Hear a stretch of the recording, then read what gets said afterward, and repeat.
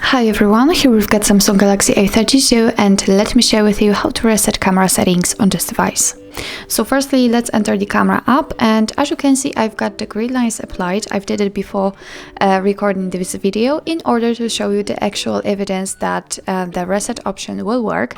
Let me set, for example, the timer also. For example, for 10 seconds, and now we can enter the settings which are in the left upper corner, so let's do that.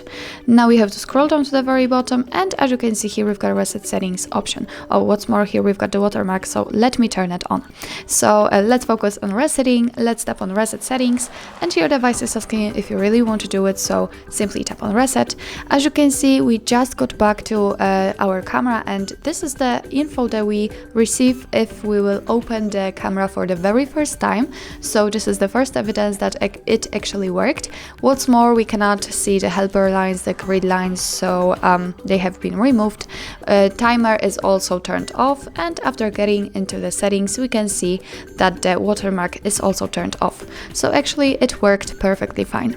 So that's all. This is how to reset camera settings in your Samsung Galaxy A32. Thank you so much for watching. I hope that this video was helpful, and if it was, please hit the subscribe button and leave the thumbs up.